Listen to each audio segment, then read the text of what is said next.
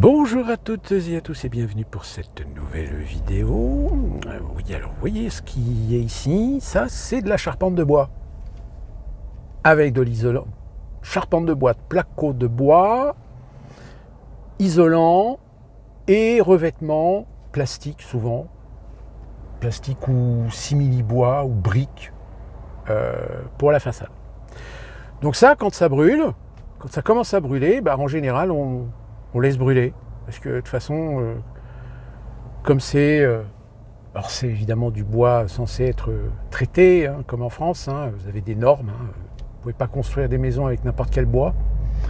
Mais voilà, c'est... là c'est pareil, vous voyez, il y a de la brique, mais c'est de la brique de façade, c'est pas de la brique de construction. C'est du faux, c'est ce qu'on appelle du carton-pâte. Ça ici, architecturalement, aux États-Unis, malheureusement, c'est souvent comme ça, c'est du carton-pâte. C'est... même ce truc-là, on croirait que ça pourrait être du béton ou de la brique. Non, non, c'est de la charpente de bois. Tout est en charpente de bois. Enfin là, voilà, c'était pour la petite anecdote. Parce que finalement, vous dites, mais bizarre, le titre... Ben oui, mais le titre... La France est-elle antisémite? Alors oui, elle l'est. Mais pas plus qu'ailleurs. Enfin, je dirais pas plus qu'ailleurs. Disons que dans tous les pays, il y a des gens qui sont des antisémites. Il y a des gens qui ont une forme de détestation, qui ont quelque chose à redire sur les juifs, d'une manière générale. Mais on va dire que ce genre d'antisémitisme, c'est un antisémitisme, on va dire, de caricature. Parce que c'est pas des gens qui sont réfléchis, c'est pas des gens qui se servent de leur cerveau pour, à un moment donné, prendre du recul et se dire que c'est pas parce qu'un jour, un juif leur a fait du mal ou un juif s'est positionné comme un petit cupide, arriviste, ou t'a fait comprendre que tu n'es qu'un goy, donc, enfin... Voilà, je veux dire, y a des gens qui parfois ont eu des mauvaises expériences relationnelles avec des juifs, et du coup, fin de généralité, alors qu'ils ne devraient pas. Parce que j'ai envie de dire, c'est pas parce que vous faites agresser, vous faites voler par un maghrébin, un Français d'origine maghrébine, ou un Français issu de la diversité. Oui, parce qu'il faut bien utiliser les termes woke, les termes politiquement corrects, qu'ils sont tous comme ça. C'est le principe de base du problème de l'amalgame qui amène la généralité et finalement réduire le débat à de la caricature, estimer que telle ou telle personne, parce qu'elle est d'origine ou d'une racine ethnique avec laquelle il peut y avoir certains problèmes dans une société, qu'elle est forcément à l'image de ce cliché, de ce photomaton que l'on a de cette communauté. Alors évidemment, on ne va pas se lancer dans le débat culturel, puisque la question c'est, est-ce que la France est antisémite? Alors, comme je vous l'ai dit, l'antisémitisme, il y en a partout, dans tous les pays, à différents niveaux, touchant une catégorie d'individus. Sauf que le problème, c'est que vous comprenez que, exactement comme ce que font les frères musulmans, les sionistes instrumentalisent évidemment l'antisémitisme pour faire valoir une victimisation de la communauté. Ça a toujours été comme ça, jusqu'à il y a quelques années, on va dire jusqu'au moment où il y a eu un truc, le 7 octobre, où là, je dirais que l'équation a radicalement changé. Elle a radicalement changé parce qu'aujourd'hui, des gens convaincus ou par facilité s'en prennent aujourd'hui aux juifs. aux Juifs. Pourquoi? Parce que pour eux, le Juif représente Israël, et Israël, c'est l'État sioniste, et l'État sioniste, c'est Netanyahou, et Netanyahou, c'est celui qui aujourd'hui pratique le génocide dans la bande de Gaza. Sauf que le Juif du quotidien est-il responsable de ce que fait Netanyahou? Est-ce qu'il a tenu un propos soutenant Israël? Peut-être que oui, mais il soutient Israël, il soutient son peuple, il soutient ses frères et sœurs. Mais ça ne veut pas dire qu'il soutient le gouvernement, qu'il soutient le Premier ministre. Mais là encore, il faut faire la part des choses.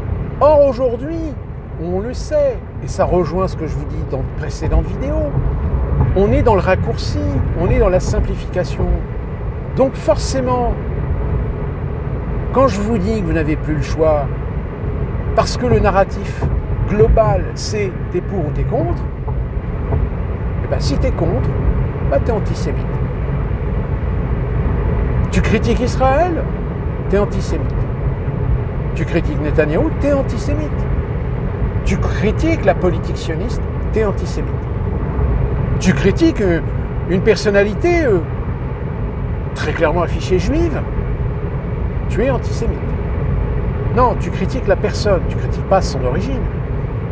Quand tu critiques BHL, par exemple, Bernard-Henri Lévy, tu critiques la personne, tu critiques sa pensée, tu critiques ses opinions, tu critiques son point de vue. Mais tu ne le critiques pas parce qu'il est juif. Or, malheureusement, eh bien aujourd'hui, la simplification a amené que, bah si. Et le problème, c'est que il y a aussi une forme d'antisémitisme qui est intrinsèque à une communauté. Mais assez attention, encore une fois, moi je ne fais pas d'amalgame, c'est-à-dire que je ne dis pas que tous les musulmans sont antisémites. Je dis simplement, c'est que le juif est au même niveau que le chrétien, que le protestant. C'est-à-dire qu'il est adepte d'une autre religion, et donc par conséquent, s'il ne plie pas à la volonté d'Allah, s'il ne se soumet pas au Coran et aux préceptes de l'islam, alors, aux yeux, à la barbe de certains musulmans, vous êtes un hérétique. Vous êtes un koufar. Donc vous êtes à combattre. Et donc par conséquent, il y a dans la communauté musulmane aujourd'hui des gens qui ont un point de vue, qui ont intrinsèquement, consciemment ou inconsciemment, directement ou indirectement, une attitude antisémite. Mais là encore, comme je vous l'avais dit dans une précédente vidéo, la situation est ce qu'elle est, c'est-à-dire que là où on est prompt à condamner la Russie dès qu'elle lève le petit doigt, là, tout d'un coup, la communauté internationale ne fait rien. On est prompt à prendre des sanctions contre la Russie, mais pas contre Israël. Alors que Israël assume parfaitement aujourd'hui le fait que ce que je vous disais depuis le 8 octobre 2023, c'est-à-dire la liquidation de la bande de Gaza et de la Cisjordanie. La preuve, c'est que ça fait depuis quelques jours que dans certains médias, on relate que oui, le gouvernement israélien a décidé finalement de prendre possession de la bande de Gaza. Pas de l'administrer, pas de la mettre sous tutelle, non, de la conquérir, de la prendre. Et par la même occasion, la Cisjordanie, parce que d'ailleurs, je voudrais dire à tous ceux qui sont pour Free Palestine, bande de Gaza, génocide, en Cisjordanie, c'est aussi un gros bordel, hein, parce que en fait, ils poussent la politique de colonisation. Et la colonisation, c'est quoi? C'est à un moment donné, on décrète qu'un territoire ou une limite ou une frontière est définie, donc tous ceux qui sont dans la frontière, dégagés.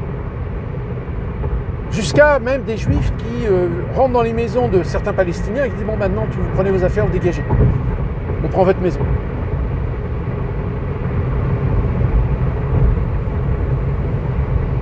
fait ça? Qui fait ça dans le monde sans, à un moment donné, récupérer les foudres de la communauté internationale, des droits de l'hommisme, des gens de la démocratie? Mais là, non. Et d'ailleurs, beaucoup de dirigeants sont un peu gênés que lorsqu'on leur pose la question, ils disent oui, mais vous êtes prompt à punir Poutine et la Russie, mais vous faites quoi là pour Israël et puis la bande de Gaza? Vous laissez faire? Pourquoi vous laissez faire? Peut-être parce que finalement, ceux qui disaient qu'il y avait un lobby juif étant un faux ami, on va dire plutôt lobby sioniste, peut-être qu'il y en a certains qui ont les jetons que le Mossad sorte des dossiers. Oui, parce que, je le rappelle quand même, tous les dirigeants qui sont adoubés pour pouvoir prendre des pouvoirs démocratiquement sont des gens qui ont forcément des choses à se reprocher. Et que par conséquent, on a sur eux des leviers. Des leviers qu'on peut utiliser pour le jour où ils dépassent les limites. Le jour où ils sortent du rang. Hop, hop, hop. Et même quand eux, ils s'opposent à la décision suprême, comme ça a été le cas en France, la décision suprême était que c'est Emmanuel Macron qui doit être élu président. Bon, monsieur Fillon, vous avez compris? Non, moi je veux poser ma candidature. Ok. Bon, apparemment t'as pas compris. Bon, écoute, on va te flinguer. Allô, Mediapart? Oui, on a du croustillant sur monsieur Fillon et sa femme. Ça vous intéresse? Et voilà. À partir du moment où vous comprenez ça, vous comprenez pourquoi certains politiciens sont sur la réserve. Alors, on leur laisse une petite marge de manœuvre en disant oui, non, c'est pas normal, c'est inadmissible, c'est inhumain, blablabla. Mais vous verrez, Macron et sa reconnaissance de l'État de Palestine, on l'attend toujours. Bon, apparemment, c'est au mois de septembre, mais déjà, on commence à faire circuler. Oui, enfin, il est prêt à reconnaître l'État de Palestine sous condition. Les conditions, c'est que le Hamas soit désarmé, que Israël se retire. Enfin, si vous voulez. Là aussi, de toute façon, Netanyahou, il n'est pas con. Il sait qu'il les tient par les couilles. Donc si Macron il veut déclarer officiellement la reconnaissance de la Palestine, bon, là il est en train de chercher quand même d'autres pays pour qu'ils ne soient pas tout seuls, pour faire un prix de groupe auprès de la communauté internationale. Mais la logique voudra qu'il va le payer. S'opposer au peuple élu, non, ça passera pas. Et puis derrière, malheureusement, il y a les fragiles du haut, les crétins, les imbéciles, les incultes, qui eux plongent la tête la première en disant maintenant on a une légitimité pour faire de l'antisémitisme. Alors on a coupé l'arbre qui avait été planté en hommage de Halimi, on commence à faire des tags nazis. Alors bon, après on vous dit oui, mais enfin, si ça se trouve, c'est peut-être des gens qui ont été payés par des organismes de pays de l'Est qui agissent pour le compte du Kremlin. Bien sûr. Je vous dis, un jour ils vont finir par vous dire si je me suis planté en bagnole, c'est pas un accident, c'est à cause du Kremlin. C'est un peu ça, Et même à la rigueur, même si c'était vrai, j'ai envie de dire, ça fait partie du jeu. Ah oui, parce que, encore une fois, ceux qui disent oui, la Russie, elle fait de l'interventionnisme, elle agit en coulisses, etc. Ouais. Mais dites-moi, qui a écouté les présidents de la République comme Mitterrand, Chirac, Sarkozy, Hollande? C'est les Russes? Oh oui, certainement, je pense. Mais pas que. Il n'y a pas que les Russes.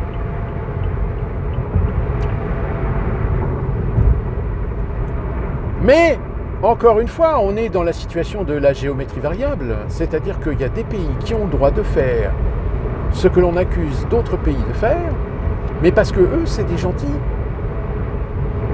Eux, c'est nos amis, c'est nos alliés. Ce sont nos alliés. Donc comme c'est nos alliés, oui. Mais le problème, c'est qu'il n'y a pas d'alliance qui tienne. Je vous l'avais déjà dit, les Britanniques nous surveillent, nous surveillons les Britanniques. Les Allemands nous surveillent, nous surveillons les Allemands. Les Espagnols, les Portugais, les Italiens nous surveillent. Les Autrichiens nous surveillent. Les Grecs nous surveillent. Et nous les surveillons en retour. Et le tout surveillé par les Américains. Une poignée de main entre deux présidents, ça ne veut pas dire qu'on fait copain-copain et qu'on est confiant. Non, il n'y a pas de confiance qui tienne. Il n'y a pas de confiance qui tienne parce qu'il faut savoir ce qu'en coulisses, certains pays font. Par exemple, les Américains, eux, ils veulent absolument savoir ce que l'industrie militaire française vend et à qui. Pourtant, c'est du secret défense. C'est du secret des affaires. Non, non.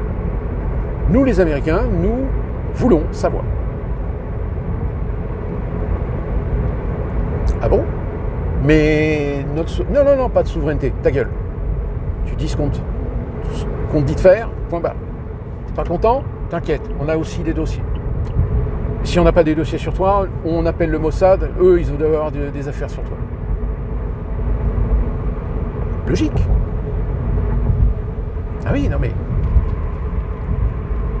Si vous voulez, le problème, c'est que je pense qu'il y a beaucoup de gens qui seront peut-être à la manif du 10 septembre, qui sont en réalité des bisounours.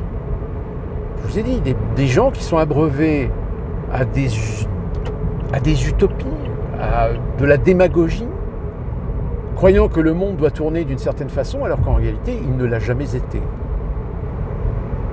Croyant défendre la démocratie, alors qu'en réalité, elle n'a jamais été. Elle a été structurellement, en apparence, mais force est de constater qu'aujourd'hui, les enjeux internationaux sont tels que on n'hésite même pas maintenant à faire en sorte de faire de l'influence sur des institutions qui peuvent avoir le pouvoir de décider de par une saisine, que ce soit par un parlement, que ce soit par un parti politique ou pas que ce soit par une organisation internationale, l'annulation d'une élection démocratique.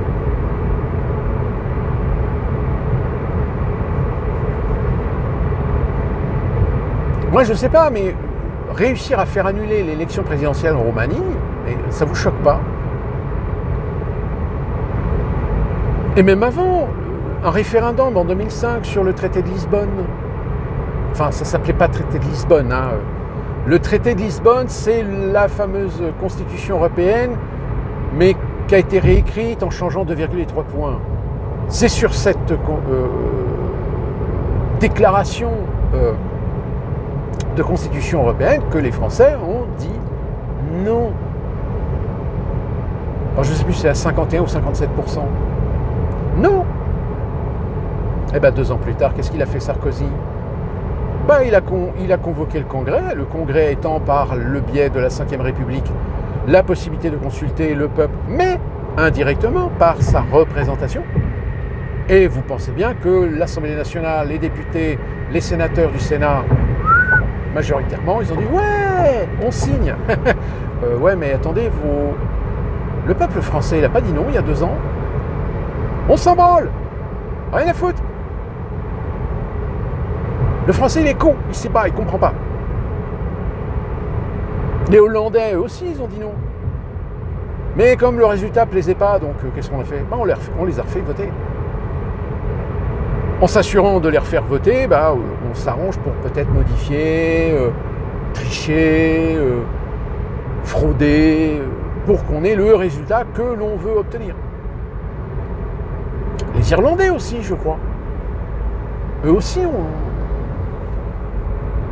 on les a obligés à voter. Quoique en Irlande, je ne sais plus. Je ne sais plus qu'est-ce qu'ils ont fait en Irlande. Ils ont fait une magouille aussi.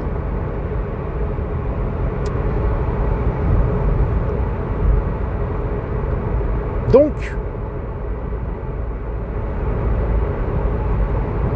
l'antisémitisme, il a toujours existé, mais à une certaine proportion.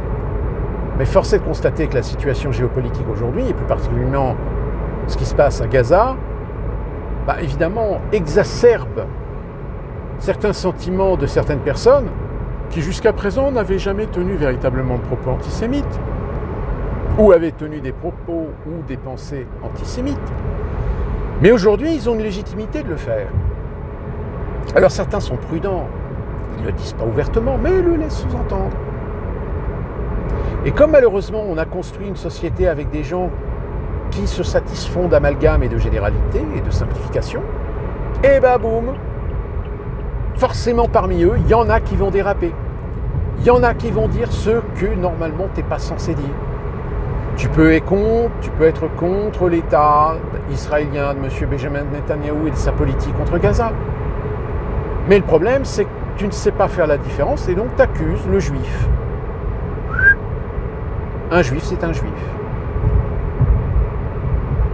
Donc forcément, le juif est d'accord pour massacrer le peuple palestinien. Même celui qui naît juif, mais qui n'a jamais été croyant, qui n'a jamais pratiqué, qui à la limite en a rien à foutre d'être juif, il est juste juif parce que, né de mère juive. Parce que je crois que c'est la mère chez les juifs qui fait foi, c'est pas le père.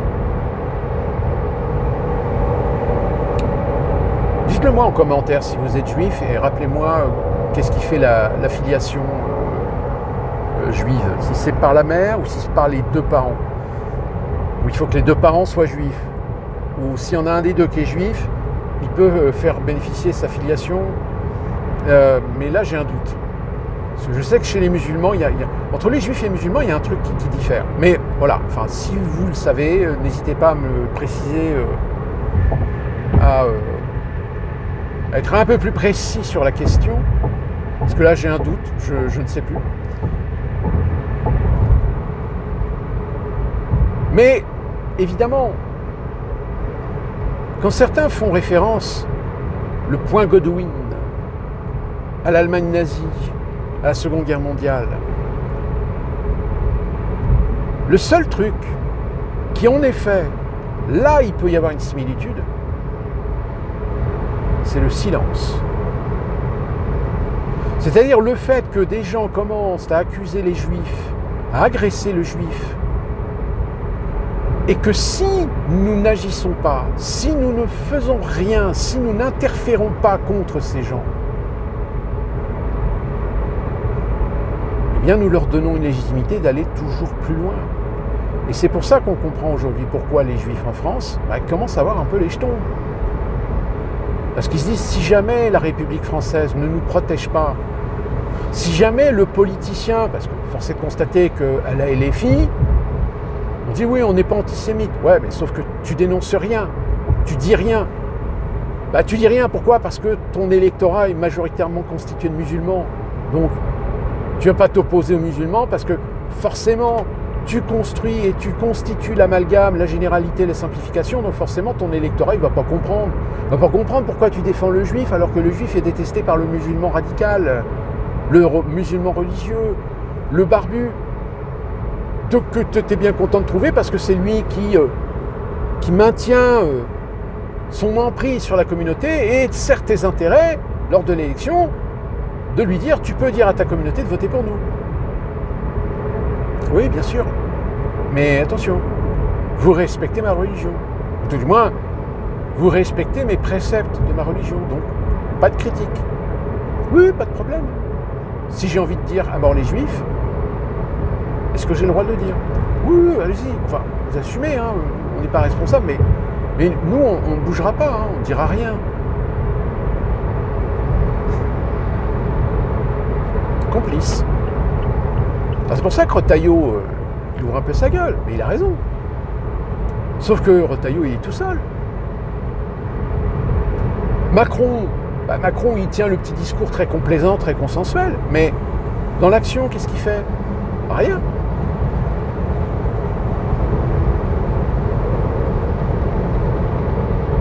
Très clairement, pourquoi est-ce qu'il veut revendiquer ou reconnaître l'État de Palestine?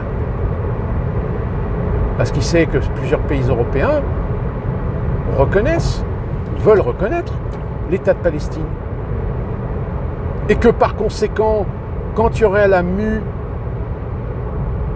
de l'Union européenne, on le sait qu'il veut être le patron. Mais il veut être le patron. T'as beau lui dire, non, dès qu'il y aura le premier qui prendra la tête du pouvoir exécutif européen, c'est Mario Draghi. Oui, Mario Draghi. Mais il veut pas le comprendre.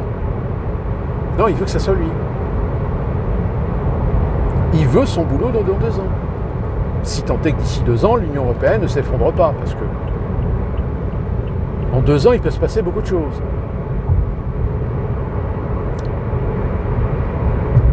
Et puis en lien, évidemment, la problématique qu'il y a aujourd'hui avec la LFI, parce qu'elle dépend d'un électorat essentiellement musulman, ou en grande majeure partie musulman, ils n'osent pas trop quand même monter au créneau contre les juifs. Parce que dans ce cas-là, ça veut dire qu'ils confirment bien leur réputation, je dis bien leur réputation, de parti antisémite. Puisqu'à plusieurs reprises, ils n'ont pas condamné. Ils se sont toujours réfugiés derrière, oui, mais vous comprenez, l'État d'Israël est un État terroriste, un État voyou, etc. Mais oui, mais... Le problème, c'est que les gens qui votent pour toi, il y en a quand même un sacré paquet qui ne savent pas faire la différence entre l'État juif et le juif. Le juif qui se balade à Paris, il n'a jamais voté pour Netanyahou, si tant est qu'il est citoyen juif. Le juif que tu vas agresser, cracher dessus et insulter, si ça se trouve, il est passionniste. Vous verrez, déjà, il y en a certains qui ont agressé un rabbin, mais vous verrez que des orthodoxes se feront agresser aussi, alors que les orthodoxes sont anti-sionistes. D'où le côté, l'aspect très ridicule de la question. Dire qu'être antisioniste, c'est être antisémite. Excusez-moi, mais les orthodoxes juifs sont juifs. Qui plus est en plus de ça, ils sont religieux. Et pourtant, par principe, ils sont antisionistes.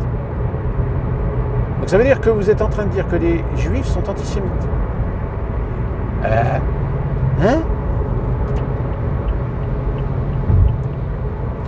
C'est ça le problème de la simplification et du discours idiot, infantile.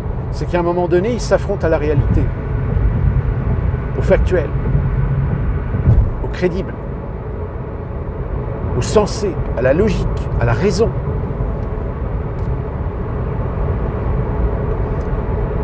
Donc la France est-elle antisémite par nature? Pas plus que d'autres pays. Sauf que malheureusement, le contexte géopolitique, les ambitions politiques et clientélistes de certains partis, de certains candidats, de certains politiciens, font que, peut-être inconsciemment ou consciemment, ils sont en train de donner une légitimité à des gens d'être antisémites et d'agir en tant que tels.